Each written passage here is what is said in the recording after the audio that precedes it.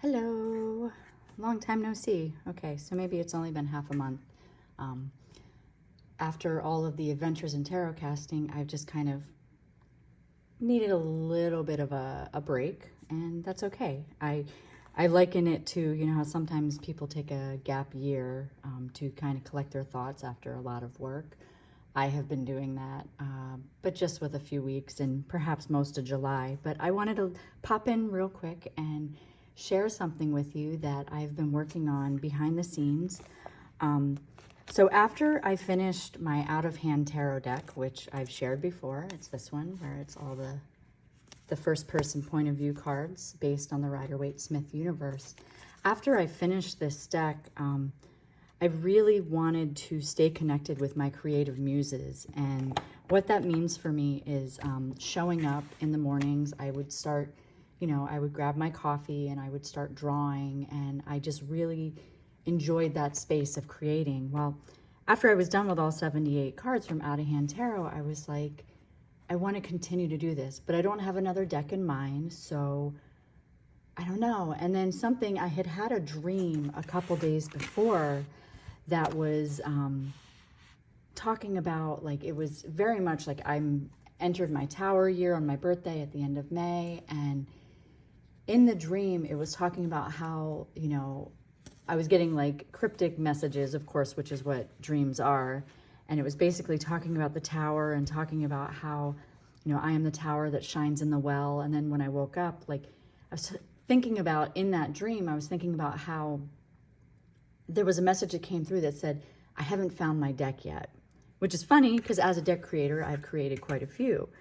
So what I started to do was I just started to redraw the Rider-Waite Smith deck, which is what my decks are all based off of. And in doing so, what I did was I would clean it up. So here is the end result, right? So by cleaning it up, what I mean is, you know, I don't want to take away from the iconic imagery that has already been, you know, passed through the generations.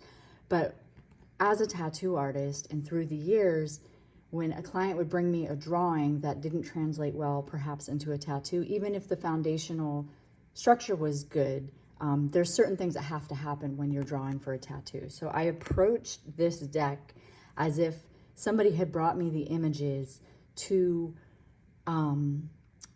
make into a tattoo. And what that means is I cleaned up the lines, you know, so they're not really thick anymore.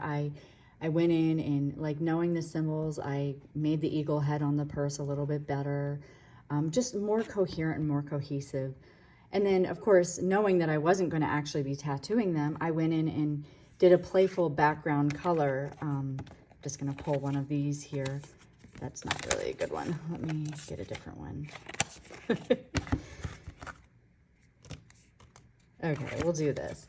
And I went in and did the similar style that I used to color the Out of Hand Tarot as well as the Pocket of Tears universe. So I added my own little personal mandalas, and each mandala in the card has the astrological correspondence that goes with the card. And then if you look here, there's a 0 because this is a 0 card. I love a borderless deck, even though my last couple decks haven't been. But I figured since there are already so many Rider-Waite Smith clones out on the market, that my personal nod to it, my rendition, was allowed to be borderless and also titleless. So I'm going to do a quick flip through of the cards, but I also wanted to show you that I do have a tile version. And the tiles are what obviously I love to use the most. And you can see, you know, you can see the images. Let it zoom in there. And then the backs are the same as the card backs. And, you know, the tiles are always my favorite thing, just because it's just what I've been doing for the past 4 years. So you can see that most of the symbolism is still very legible in the tiles, even though they're smaller. So I'm just going to give you a little flip through of the deck, and perhaps if a card strikes that I want to tell you about, maybe something that I learned when I was redrawing it, because that's kind of neat when you do these things. You get to see things that perhaps you didn't see before, you know. So here's the Fool and the Magician. And then, of course, you know, I also wanted to update the images and update the people in the deck, not just coloring them in a way that nodded to the different skin tones in our world, but I also wanted to change the features a little bit, because just going in and changing a skin tone without acknowledging that there's different features on every single person in the world is kind of just making it very non-inclusive. So I wanted to make this a little bit more inclusive. So here's a magician, and I'm just going to flip through, you know, and also you can see that the borders have a little bit more going on in the cards because of the way I did it. With the Empress, I had to simplify her a lot because she was very busy, but you know, all the elements are still intact. And there we have the Emperor. And this deck is available as a print-on-demand option. I will put the link in the comments, in the notes of this little video. The tiles I have in my shop, but the card is through Make Playing Cards, and it's just because I don't want to have to keep them in stock and warehouse them, and I'm still in the stages of getting, you know, my out-of-hand tarot printed and having to fulfill the Kickstarter orders, so I didn't want to bring another deck in. So this way I allow, you know, I can have my version, and if you want a copy after seeing this flip through, you can go grab it from the Make Playing Cards. I do get a very tiny percentage, but everything else is through them. In this particular card, I went in and updated the animals. I updated a lot of the animals in this deck because, you know, at that time, I know that Pamela Coleman Smith was drawing from memory, whereas, you know, we have the internet and I can actually use references. And so here we go. I also made sure things were center. I just kind of made the cards for my own personal aesthetic a little bit more balanced. In the Death card, you can see all the features. You can actually see the people a little bit better and clearer. Adding shadow gives a lot more depth. You know, on this card, I went in and changed this figure because proportionately it didn't make sense in the original card. But again, you know, keeping the structure of them all intact, I just went in and cleaned them up. And cleaning up is a tool that is a term you will hear often in the tattoo world if you bring somebody a sketch. This card, I definitely redrew the dogs and the crawfish a little bit. Being a dog person and a dog advocate and just really loving the canine animal, I needed the dogs to actually look like dogs. So, and here we have the Sun, Judgment. And again, with this, I went in and changed the way that the familiar heads looked. You know, so now we're into the minors. And just as you can see, they're very uniform. I love the borderless look. I love the colors. I did use the original cards to use the color scheme so that I could keep that intact. I want to show you the people in the background on this card if we can get it to zoom in. Look at how fun they are. Like even being able to put the features on the faces. I often wonder with this how Pixie would have done a deck had they had the technology that we have available to us today. So as you can see, just kind of flipping through and updated the Page of Wands. He now reflects somebody who looks more like our vast world. And then we have the Knight of Wands. The Queen with her cat that doesn't look so much like a Halloween cat, even though it's still a cat.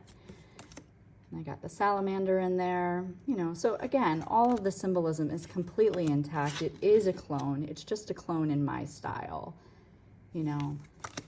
And it's funny, like I said, working through this deck, I couldn't believe the stuff that I'd never seen before, you know, like some of them I knew, and I've heard other teachers and mentors talk about it, but like when you go to redraw something and you really go over every single line, like I retraced every single line, got rid of things that are called tangent zones, which create dead spots.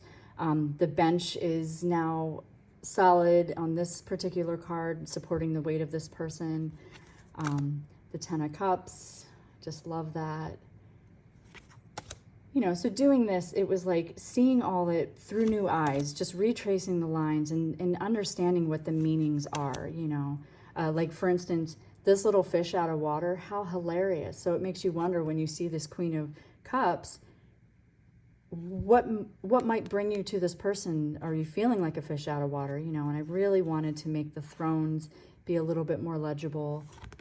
Again, I'm just working with the stuff that was already there. You know, it's not me redrawing or recreating a new concept. It's just cleaning it up.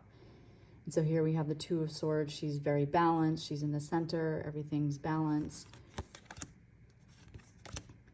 Making the stained glass a little bit more legible. You know, the corpse there, the tomb. So again, it was just my revisit, and it helped me stay connected with the Muses. You know, we've got the little powwow going on here in the background. That is the wrong terminology, this little campfire meetup. So please forgive me for using that. I am a Gen Xer, and I'm still unlearning a lot of things that I learned back in the day. So here we have the Nine of Swords. The blanket, we have more detail, and then the bottom here, you know, the little, I always see this as like a sword fight going on, and we have one person being a victor and one person like submitting here. And then the Ten of Swords. And, you know, it was funny, in this card, you realize just how brutal this card actually is. You know, yeah, duh, you're saying, Jamie, no wonder, but I just really noticed it there. The birds all in the dress and everything, and on here. Again, we have the throne is very, very detailed. The clouds. And then we have the king, and if you look behind him, there's a lot of detail on the throne. Now we go into the pentacles. So this is the last suit. This was the most detailed one when we get to the more end cards. And wow, it took, you know, some of them I was joking around. I was like, oh my gosh, I'd be done if the pentacles weren't so detailed.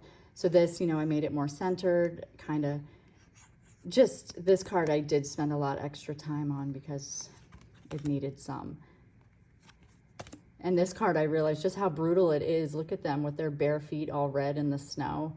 And even in the card, you notice that the red, this would happen because being cold like that, your skin gets really red because it's trying to like warm up. But then look at the faces. They're different colors because of, you know, they're just out in the cold. And then we have that one.